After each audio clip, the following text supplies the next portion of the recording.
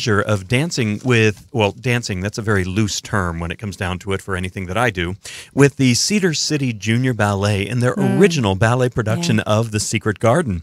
And when I say I was dancing, that means I was on stage, placed occasionally, and I would move around the stage. So I hesitate to say actually dancing. But the mazurka was actually the bane of my existence throughout all rehearsals. I could not get these steps down to save my life, and my partner, Lisa Mills, who is one of the founders of Cedar City Junior Ballet, she and her sister, Chris Mills, put it together, and she was my dancing partner, and she played, the very stern, house governess, and I played the, rather, shall we say, fun-loving gardener. And so we had this comedic dance we had to do, and all I remember is Lisa's face. Whenever we would rehearse, she would just look at me, and it was sometimes pitying, it was sometimes angry, it was sometimes frustrated. Oh, it's never angry. But Lisa's always been a wonderful, wonderful friend. And if you're listening out there, Lisa, thank you so much for all you've given me. Absolutely. But anyways, that was just a memory that hit me. As I said earlier, welcome to On the Arts. This show is dedicated to blowing the roof off of all of these little closely held secrets that we have here in Southern Utah. Again, people come here to Southern Utah for the beautiful scenery. They come here for quite often the extreme sports, if you will. And there are a lot of sports, marathons. But I have to say, I was very surprised when I came here I came here directly from England, and before that from the West Coast, and before that from the East Coast. I was surprised that there is actually quite a bit going on down here, and some really fascinating people, some fascinating artists. Now, both my wife and myself, Christina, we're primarily theater people. We're some of those people. But there are all sorts of artists down here. We have all sorts of visual artists. We have dancing artists. We have musicians. And by that, I mean not only people who play instruments, but also those who they compose, and they have quite the extensive backgrounds in choral music and vocal music, and they've started all sorts of ensembles for all levels of experience. People who have sung at the Met and have, their Grammy Awards, and then also some people who maybe they sing in the shower and sometimes don't scare the dog. So we have opportunities for all sorts of people in the arts to participate, to observe.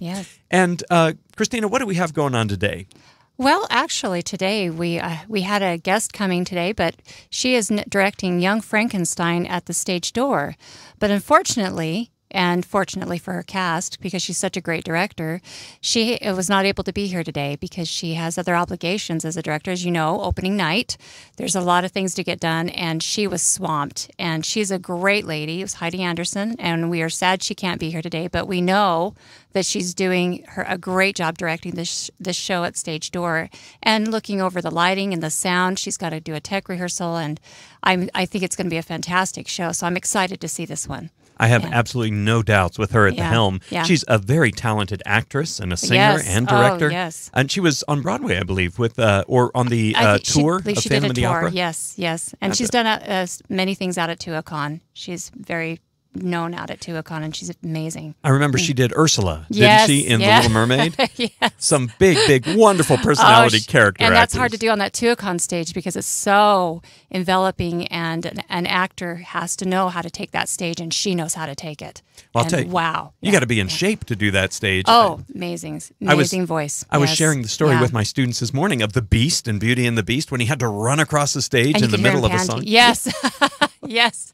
Yeah, it's a different, I think performing on that stage, as I watch the actors out there, I'm in awe. I cannot take a stage that big. I do not believe I have the chops for that. But I love to watch the actors out there take that space and command it. And you can see, when an actor has that whole, I think it seats 2,000 people. A lot of people. Yeah. And when every one of them are just captured and motivated by an actor or an actress on that stage, that person has power, and Heidi does that. She is amazing. Yes. Well, that's right. I'm very much looking forward to having her on the show. Yes, and we will have her on later on in another date when she's a little less busy, which is kind of unusual for her. She's very busy, but we hope to get her on again, and I'll say we've had several potential segues into things we can talk about today. Yes. Let's talk about first what's going on at Tuacahn right now. There are some shows that are happening. Well, yeah. Right now they are doing Cinderella, and that runs through October 19th. Matilda runs through October 18th. And The Prince of Egypt, which we had little Lily Mae Stoker on, The Prince of Egypt goes until October 20th. So they have those shows going on right now. And now would be the perfect time to see these shows. The weather is just becoming beautiful. The evenings are getting cooler. I think it's the best time to go and catch a show out there. The shows are hot enough. We don't need the weather behind it. Yes, and I think they're going to, I think now is the time. I know one year when I went, I think it was Hunchback of Notre Dame I went and saw. But I went about this time during their season, and it was just, the weather was perfect. I wasn't sweating, and I just relaxed. And not that you shouldn't go when it's sweating because it's worth the trip, but it was a beautiful production. And, the sun starts setting earlier, so it gets a little darker sooner. It's, great atmosphere. There's also another show going on, and we had Jamie Young on the show just maybe a week ago or so. Yes. Time really does fly. And this is for Brigham's Playhouse. What is their show going on right now? South Pacific. They're still running that one, and it goes until September 29th.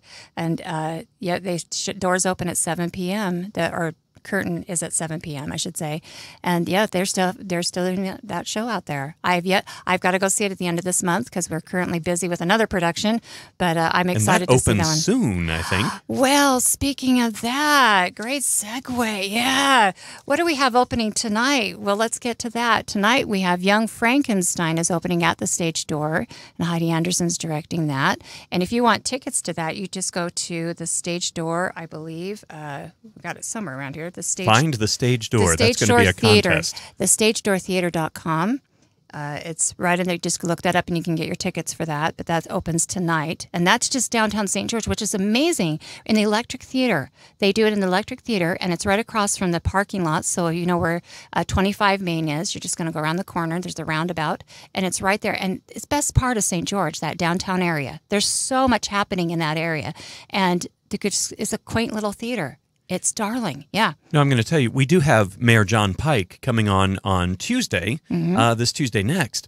And I have one thing. I'm going to actually pick a bone with him on one thing. Oh, no. What? Now, it is a wonderful area downtown. Yes. Wonderful. Yeah. There's the Electric Theater. There are restaurants down there that are fantastic. Yeah. But there's also this huge arachnid that keeps looking at the cars, this huge spider.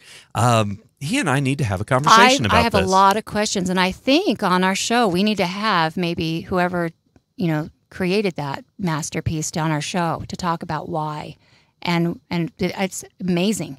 It's amazing. What an odd thing too to see as you're driving down the street. But then, don't you think though, as you're entering St. George, and if you go down Main Street and you see that, you think to yourself, what kind of people live here? There's artists everywhere. I don't say that. I say, what kind of people live here? Same words, maybe a different emphasis. But wonderful artistry. I mean, it's and those sculptures all around Main Street. It just, And that's what, please know, we'll have a conversation with Mayor Pike about that and what the focus on of the Tuesday, arts is. He's coming on again because he's a big supporter of the arts for St. George. So we're very excited to have him on. Yeah. Now, before we get into more detail of the show that's going to be opening at the Electric Theater, let's just there's another show that's opening as well. There's another show tonight, which is called Flowers for Algernon, which is out at Kayenta. Kayenta seems rather far away. What is Kayenta, Michael Harding? Well, Kayenta, this is the Center for the Performing Arts at Kayenta, and there's a community that's growing out there. This is a little beyond Ivins, a little beyond Santa Clara, and a lot of people think, oh my gosh, it's so far out there. I will tell you, it's 7 miles. So 7 miles. 7 miles. So, but it seems like a lot, it takes you're in the desert. What? There's a whole handcart company that's going to see a show. I passed Pioneers on the the way and Pioneers who are coming back. Yeah. It's pretty amazing. They saw a show a year ago. It's a wonderful little venue out there, and there are all sorts of events that are happening there throughout the year. Let's see, they are being organized by a wonderful actress named Jan Broberg. Yes, executive director out there. Has done a lot of film and such. And they have concerts, they have art displays, they also have these theater shows. Now, because we're both involved in Flowers for Algernon, I'd love to talk a little bit about that. Sounds good, yes. Just to let people know what's going on with it. You happen to play a role. Yes, I play Alice Kinnian. Yes. And tell us about Alice. Alice is, I don't know if those who are familiar with the story, most of you have probably read it in middle school. The play is the same as the book, and she is a teacher who teaches mentally handicapped people, which is interesting. it's very interesting when doing this show how the verbiage has changed over the years. And I know that was interesting during rehearsals. Some things I did not feel comfortable saying because nowadays we look at things so differently, and I think better. I think we look at human beings a lot better than we used to. And so we had to change a little bit of the verbiage and how we described individuals because, I think we're a lot more caring now. And Alice Kinnian plays a teacher who cares for a man named Charlie. And there's a surgery that these two crazy doctors, well, they're not crazy, but scientists want to do to make a human being smarter. And Algernon he's the name of the mouse that they've done the surgery to. And Charlie receives this operation, and he starts changing and becoming a very intelligent man. But along with that comes changes for everybody else around him. And that's one thing Alice is not used to, is that this person that she's cared for and taken care of, she thinks it's great. He's going to become smart. But then things start changing. And it's interesting, too, to see as smart as he becomes, he starts becoming more aware of the world around him. And it's kind of like when we become adults and we start seeing the reality of life, he starts realizing people are making fun of him and he's not as accepted as he thought he was. Things that he thought everyone was nice, they're not. And Alice knew these are dangers that were going to happen for him. But as she sees him evolve, she starts feeling her loss too, because she's not the caregiver anymore. And suddenly he doesn't need her. And yet he keeps saying he needs her, but he becomes condescending because he is so smart. She can't keep up with his knowledge. And I think that that's something that she has to look within herself too. And towards the end, she starts developing feelings for him. He thinks he's in love with her. And she can't accept that at first, and then she starts realizing she's probably starting to fall in love with him too. And I think that whole changing story of how he becomes a different person over time, she starts seeing that she feels tremendous guilt for seeing this person change so quickly, and that she blames herself that maybe he didn't need the surgery. Did she do the right thing? And she asks herself that quite a bit throughout the show. And so it's a sad play in a way, but it's very telling of human nature, and what we think we want is not usually what we want or what we need, and that realization. Mm-hmm. Well, I think that's a beautiful journey of even just one character in the show, Alice Kinnian. Yes. It gets into the journey of the scientists who actually perform the operations and the doctors who perform it, and they look at what is the result. There's a beautiful exchange of lines between Professor Niemer and Dr. Strauss, played by John Blasco and Luke Sidney Johnson, respectively. Who's a Cedar City actor. Absolutely, yeah. We've got actors from all over. And John Blasco says he doesn't want people treating Charlie like a freak. And the response is absolutely wonderful and poignant from Dr. Strauss, which is exactly what we may have made him. Yes. And it's all about that, the guilt. Now, please know, I'm the director of the show. You are. And I am, yeah. I don't know if you saw me there. Yeah. I was the guy yelling in the background. Yes. It's actually been a real challenge to work with because this is a story that so many people are familiar with. A lot of them read it. I'm finding a lot of people aren't familiar with this story. Really? Yeah, a few people that I've talked to, they don't. What is that about?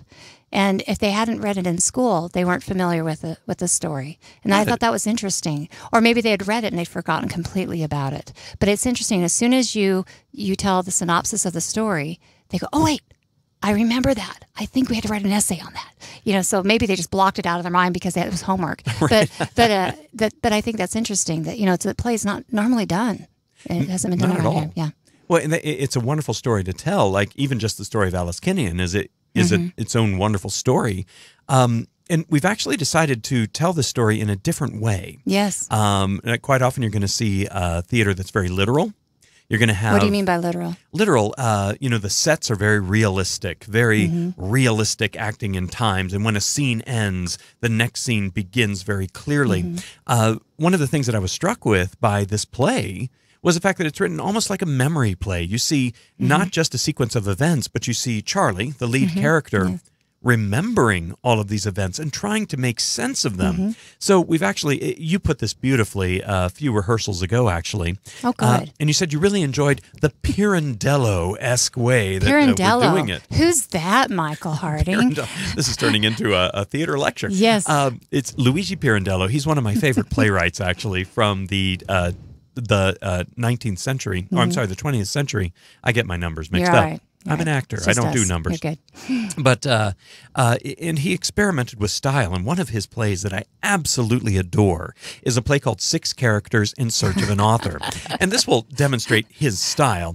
When you walk into the theater, you're not sure if you're walking into a rehearsal or if they're just not set up for the show. The stage is empty except for a lot of prop pieces that are scattered about, set pieces scattered about. Yeah. Occasionally, you'll see a construction dude walk through and he's building a piece of set, or you'll see actors arriving and one has a dog and the actors are just going over their lines and you're not even sure if the play has started. And the director comes in and the stage manager comes in and they say, okay, everybody, let's get going. And they begin a rehearsal of a play. And you're watching and you're realizing, oh, okay, I guess this is the play. When all of a sudden, out of nowhere, come six characters. And it turns out these are the characters in the play, and they have shown up at this rehearsal. And all of a sudden, everybody's mind starts being blown of saying, do they exist? Do they not? And that's this story that goes through the entire play. Are these characters real people? Are they just telling their story? And what's wonderful is the actors who are playing these characters get to watch the actual characters interact. And as the actors are trying to create reality, if you will, the characters keep stopping them saying, I wouldn't do that. That's not real. But anyways, that's the style. So the audience is never sure if they're watching the actual story or if they're actually watching somebody experience the story. Yes. Yeah. And with us, it's we don't have any walls, for example. It's just an open space. With the actors on stage the whole time. Yeah. And we're not hiding the fact that the actors are up there as an ensemble telling a story. And I think it's actually rather successful, rather fun to watch a different style up there and to watch actors interacting in ways you wouldn't necessarily see them, to be an audience member and see somebody run and get a prop, see somebody put a costume on. And it really brings the audience in as part of the story. Yes. So I'm excited It'll about be that. interesting to see the reaction of the audience if they're not expecting that. Right. To see that the actors, we jump up when it's our scene and then we sit back down on the stage. We're on the stage the whole time, and we just watch. And then when it's our scene, we enter the scene again. It's been fun in rehearsals watching that. And we do all the set changes, which are very small because it's very abstract, very simplified, if you will. And I think that's important to get the story across better for the story of a Charlie. Right now. You have to focus on the characters and like the poignant journey of them and such. I think too, we have one actor who's actually tiny little white thing. Yes. It's an actual mouse. Right. And I thought that was interesting that everything is so simplified and we have an actual mouse on the stage, but it makes the mouse stand out more. He's not throughout the whole thing, but our lead actor, Kelly Olsen, does hold him, and he's our little Algernon. And I'll tell you, and he knows his lines better than any of us. So absolutely. It's been brilliant. Yeah, he's from Juilliard, so he's great. There are some rules in theater. You never share the stage with a child or an animal. Oh, yeah. And I'll tell you my frustrations as a director. Last night we were staging the curtain call, and where everybody comes out for their bows. And Kelly, our lead actor, he brought out Algernon. Yes, he's got to take his bow. Algernon would not look at the audience. He just kept mooning the audience. He's a diva. He's a diva.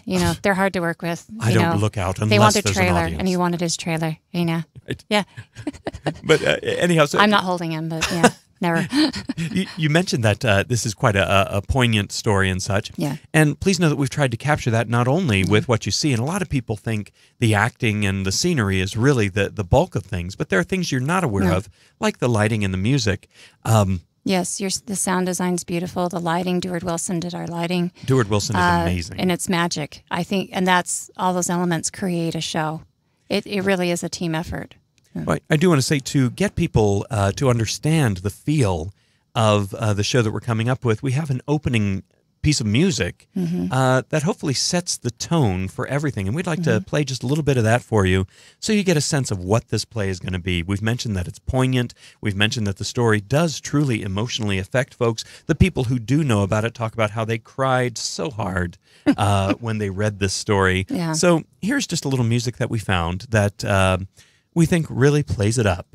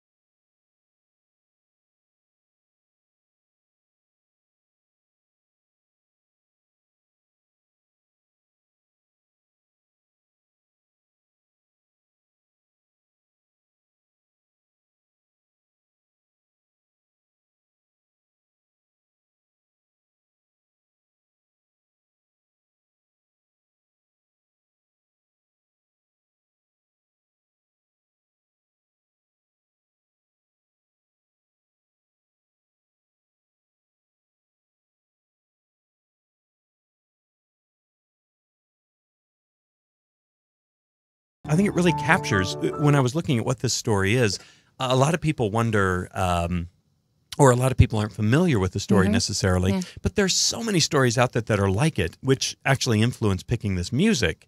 And I'm going to go to musics, which have influenced some of the other shows, or some movies that have influenced some of the other shows we're going to talk about in just a moment here.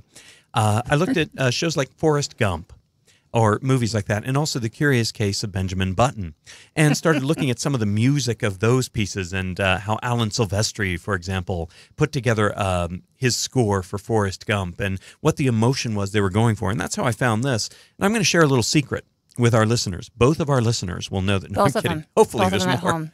And by the If way, they turned out Dr. Phil, they're listening, yes. Turn off that TV. And if you want to see what we're doing actually right now, I was just reminded by Christina that even when that music was playing, the cameras are on. There was on, yeah. Who's to say what we're doing? Yeah. But I'll tell you, you can check us out if you go to Radio St. George on Facebook. There's a live feed, as well as we do share this on the On the Arts Facebook page.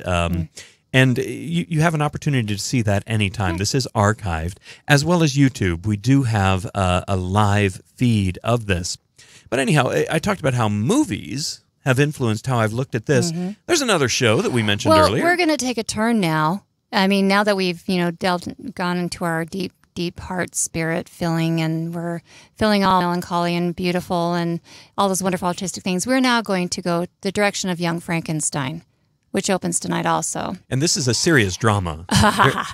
Well, how many of us love that Gene Wilder movie, Mel Brooks movie, with Gene Wilder in it, I should say. We all grew up with that movie of Young Frankenstein, and there is a musical that was done, and it was based on the movie. And this will... I'm so excited, and I hope we can actually, you and I both get to see it, because we've got some dear friends in it, but the music's hilarious, and who doesn't want to see somebody on stage go, and only people will get that at the movie. But you say we do have some good friends in it. Yeah. I'll tell you, it brings up one of our good friends, Josh Scott, who is not only a fantastic actor, he's proven himself over and over, but he's also a tremendous set designer, a tremendous lighting designer. And he's a high school teacher now at He's a Dixie high school teacher? Yeah. I guess he's going to, I don't know, maybe he's a superhero too. Yeah. I don't know. But he's always wanted to play the role of Igor. Not Igor, not Igor. But Igor. Yeah. And how wonderful that he gets this opportunity. Yes. Now, please know as well, all of these artistic opportunities that we're putting out there are opportunities for people of all experience. Josh, he really is one of the best theatrical minds I think that we have down here as far as the set breadth. design's amazing. Yes. And so he gets to do this, but there are people of all experience in the show. Yes. This is their first show in some levels. Yes. And with a director like Heidi Anderson, I mean, they've got some great guidance. Yes.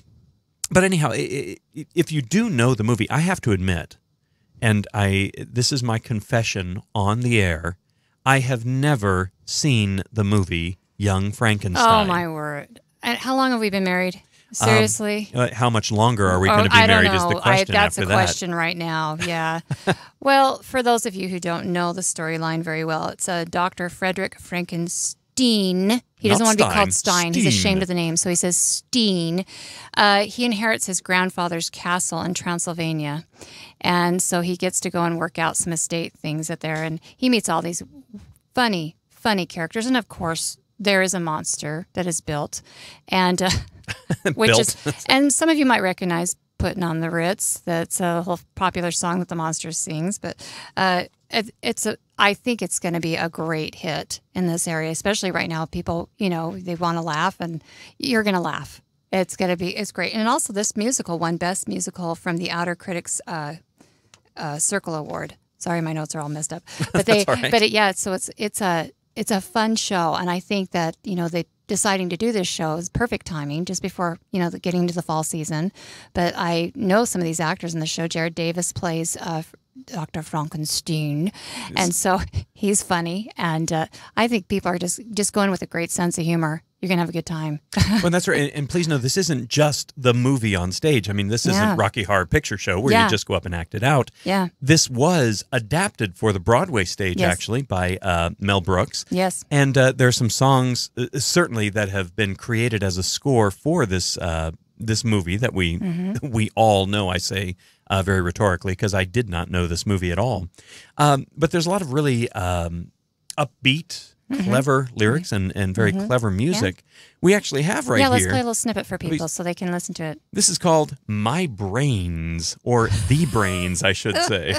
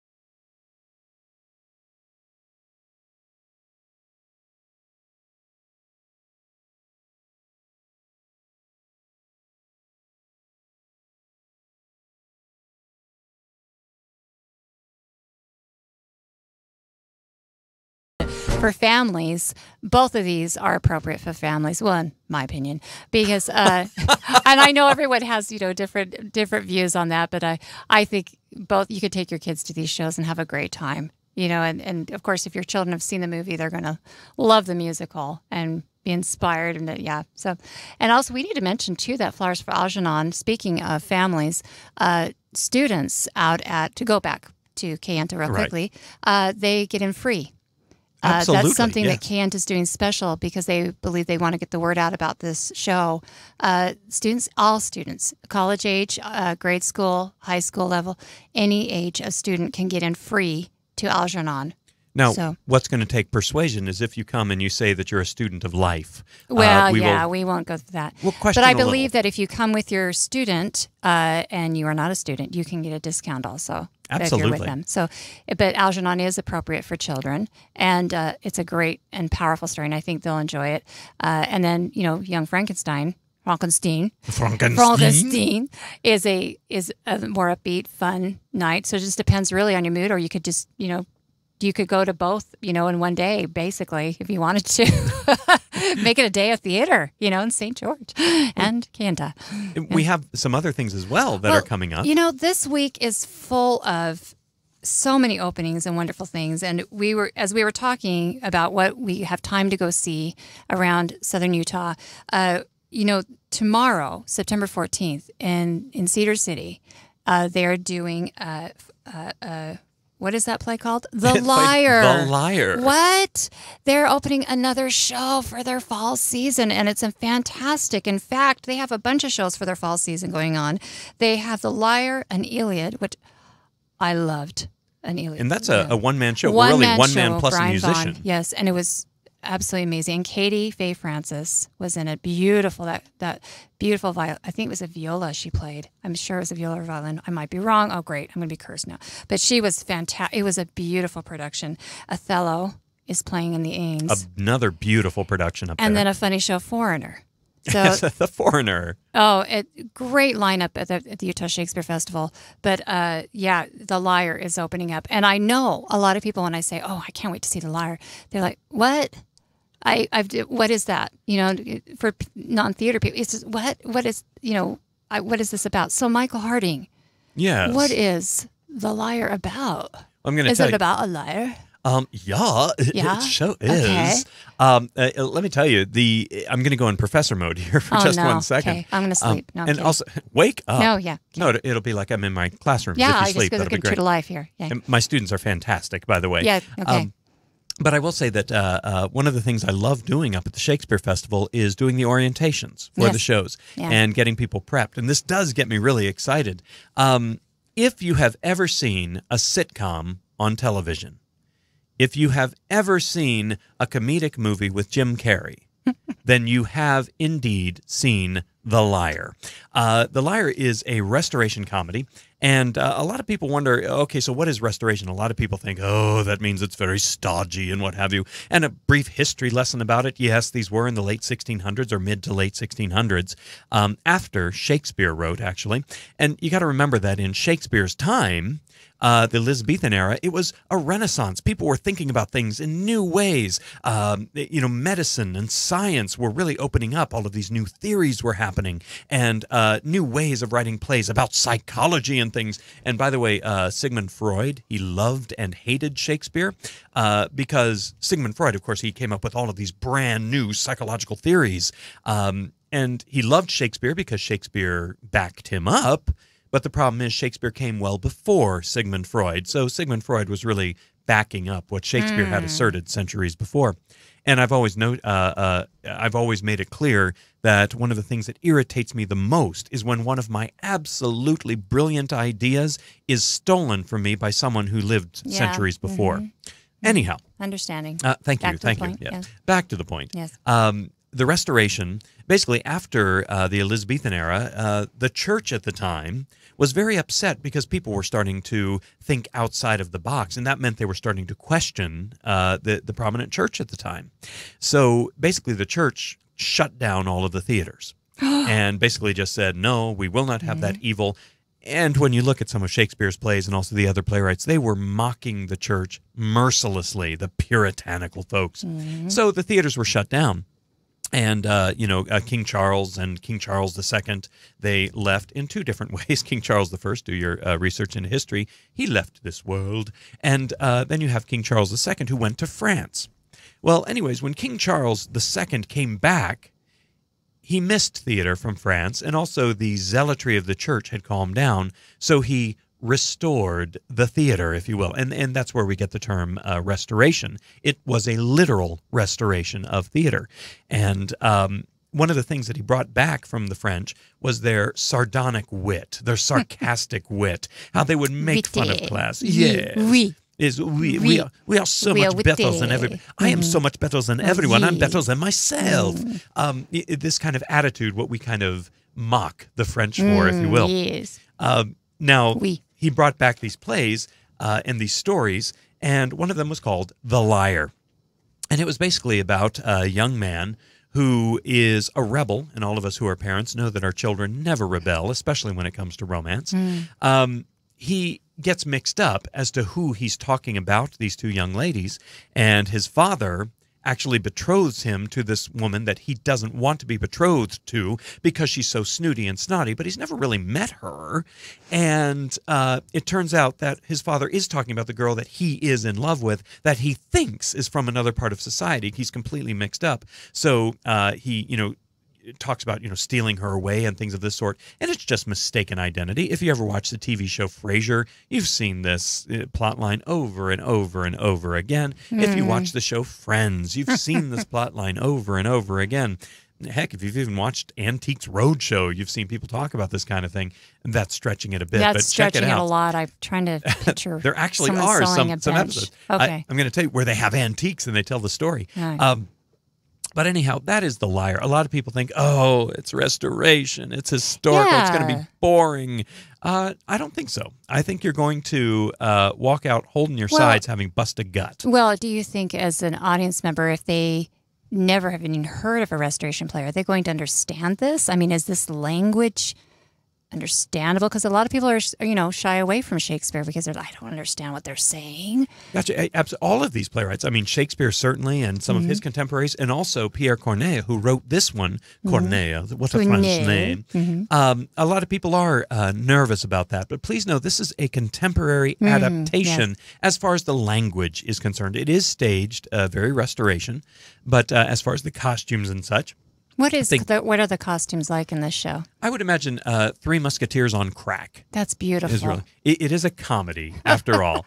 But this version is a translation, and by a very prominent contemporary playwright, David Ives.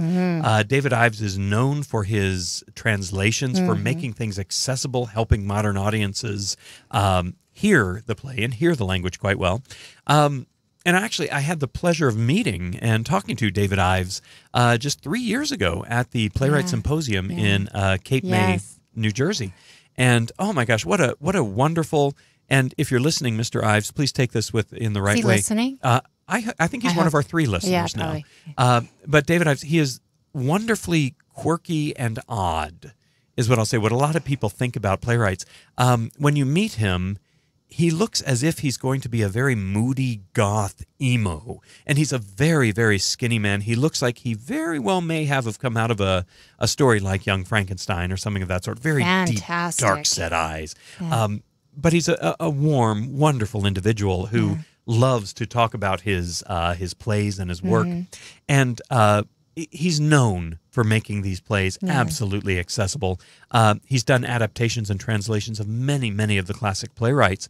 And I'll tell you, I have not seen this production yet of The Liar. I am working up there as an understudy right now. I just finished the summer season being in those shows. And I'm saving The Liar because it's one that I'm not familiar with necessarily. I'm excited. Yeah. And I can't wait to see this. Do you think that if a person did not know the show, if they wanted to have a good laugh in Cedar City, this is a great one too? This is the one to go to. Because I know that the actors in this one are just they're out of this world. Yeah, out of this world. You've got Jeb Burris, who played Mercutio last season in Romeo and Juliet. He also plays Michael Cassio in Othello this season. Oh, fantastic. You also have in that Brandon Burke, who plays Rodrigo, one of the best Rodrigos I've ever seen, actually, in Othello. And he's been a festival favorite for quite a while. Yeah, he's been around. Yeah, you've got some tremendous actors and actresses up there. You got Betsy Mugavero, who played Juliet last year in Romeo and Juliet, with wonderful understanding of the role. Yes. Quite often you get a Juliet who is from Juilliard and looks really young. No. Juilliard's good school, we got to say. But Betsy, she has wonderful training, but she really had the heart of Juliet. Oh, she's wonderful. Vulnerable, yeah. And she also plays Desdemona this summer in Othello. Yes. Some of the best work I've seen her do over the last 2 seasons, actually. And so you have some wonderful actors. I would say check it out. And of course, there's always The Foreigner, which is a more contemporary comedy. That's fun. But The Liar, you want an experience you're not going to get many times. Yeah. Check it out. Because there's not often that we see restoration pieces done around here. Yeah. So that's, a lot of time people are like, I know Brigham's Playhouse did one a couple of years ago, or probably about a year ago. Not restoration. It was Oscar Wilde. Oh, it's an Oscar Wilde. That's but right. I mean, still, you don't see it as often. Yeah. But I think that it's interesting that we don't see a lot of those plays anymore, And so it's kind of fun to expose your family and take them up there and Well, you know? I want to point out that, a lot of people, they don't realize that they're watching these restoration stories when they see a comedy movie. There is a movie with Jim Carrey that's called The Liar. Liar, Liar, The Liar, Liar, something like that. That may not be a coincidence when it comes down to it. Yes. Yeah. So good. Well, thank you, Mr. Harding. Well, That okay. helps me understand, and I hope it helps our listeners understand a little better. Well, you're welcome, Mrs. Harding. Yes. So, yeah, there's quite a few things. And also, if we want to go on to a little bit, that's the Cello Festival. Yes. You just had your last guest on talking about the Cello Festival. It's today and tomorrow, right? It's Saturday as well. Yeah. Let's see, I believe it starts it's this tomorrow. evening, but tomorrow, Friday, and All right. Saturday. Yes. And there are several free concerts on Saturday. Okay. There are concerts of all different levels of cello players, beginner cello players, or I should say young cello players. That's something I learned. My brother, of course, was a musician, and I remember going to competitions and feeling a little inadequate because, here I was, the big man of 14 years old, and I could play some, piano music. But then there were these really young kids, 5 and 6, and it had been like they were old souls and been practicing for decades. So young does not mean beginner, right? Necessarily all the time. Yeah. So that's wonderful to see here happening at Dixie State University. All the music that's around us, so much talent. And then also, real quick here, I'm using my phone. I apologize. I'm not texting. I promise, I'm not texting. I'm just bringing up something here. You just texted me. I did not text you, and I was not looking on Facebook. We also have the Southern Utah Art Guild. They're presenting their fall art show that will be through October 25th in the Red Cliff Gallery, and the color theme is Color Explosion. And they say that they have over 165 works of art from 54 Southern Utah artists. Wow. Isn't that amazing? And that is just right here in town here. I think, so if anyone says there's not, what art can you see around town? There's all plenty. Over. Well, all over. I think as well, next to the Electric Theater, there's an art gallery right there where you can see not only local artists, but we do have people who come in as well and make displays and such. Yeah, and it's open. This gallery is open from 10 a.m. to 5 p.m. They're located at 220 North, 200 East in St. George. So right there, right downtown. So I think, there's so many wonderful events that are starting to happen in St. George. So just to go over again, make sure that, you check out tonight Flowers for Algernon. That opens tonight at 7:30 at Kayenta, Center for the Performing Arts in Kayenta. And that'll just run tonight and tomorrow night, and then Saturday afternoon. Saturday afternoon, yes. And then next week, Wednesday through Saturday. And it closes next Saturday, yes. And remember, students get in free. Then we have the Stage Door. You can go to thestagedoortheater.com to get tickets for Young Frankenstein. And that runs, I believe, through September 13th I believe it's through the 30th. Yes, through the 30th. I'm trying to decipher my notes here. I have chicken scratches. Through the 30th. So make sure you check that one out. I think that one's going to be well worth it. And then we've got South Pacific at Brigham's Playhouse. That's going on right now. Right now, yes. And that's you only have till September 29th. And then Tuacahn, the 3 shows out at Tuacahn through October 20th. So a lot of theater to take in, and then we have the Cello Festival and the art galleries. And I'm so excited. Next month, we are going to start getting more musicians coming on. We have so many talented people, and that's why we started this show, was to give people an opportunity to talk about their talents. We have people who've composed their own music coming on our show, and there's so many out there. And one woman that we have coming on wrote her own show and wrote the music. Carolyn Merced. Yeah, she will be performing at the Electric Theater. So we just feel like everybody needs an opportunity to share their talents and an opportunity to be interviewed and talk about that, because we always hear about the people that are in the spotlight all the time, but your neighbor could be somebody that's beyond gifted in what they do in the arts. And the arts are so important, especially in our area. And we need to keep it going. We have children, we hope, from Vista School. We will be coming on to the talents that they're learning out there. We need to keep the arts going. And we can't stop that, because that's what helps them in their academics, and it's been proven. And we cannot allow that to go away in our area at all. That's where it's something I've always been fascinated by, and is actually an optimistic thing for me. The arts aren't going anywhere. Music is not going anywhere, and theater's not. I guess this could be how you say that. It's not going anywhere. No, but I'm saying theater's always going to be there. Music is always going to be there. Art is always going to be there. We always have that. Yeah. You got to be able to see it. Yeah. It can't be a secret. Go support each other. Go watch these things. Go out and see an art gallery. Go to these concerts at Dixie State University. They have beautiful, beautiful choir concerts and jazz concerts, and take advantage. And if it's free, go to it and check out everybody's artwork downtown. I am amazed at all the artists. The George Fest is another thing where I see so many local musicians come out. And I've lived here practically my whole life, and I've seen this area grow. And before, back when I was in high school, all I had seriously was Dixie College was small. It was a two-year school at the time. So we went up to Cedar City and saw the Shakespeare Festival all the time. And now this area is growing. Hurricane, we have Hurricane has got the Hunchback of Notre Dame they're doing in October.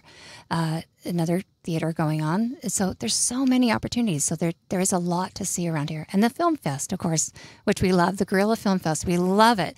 And we're just crazy artists. That's what we are. We're all insane, but it's fun.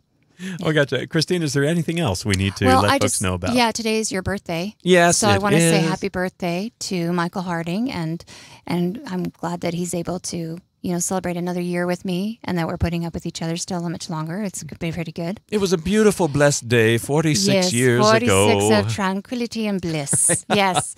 So, yeah, and it's exciting to be here. Yeah, yeah. Well, thank you very much for You're welcome. Putting that out there on the airwaves. Do I get something for that? Absolutely. You can have a second piece of cake. How's that? Thanks a lot. No problem. Or we do have eclairs, actually, in Flowers for House. Yes, yes. We'll talk later. All right. All right. Well, thank you so much for joining us today. Please do join us on Tuesday next. That'll be at 4 o'clock. We will have Mayor John Pike here in the studio. Mayor Pike, yes. And stay with us. And for the next time, or until the next time that you hear our voices, please have fun and keep your focus on the arts.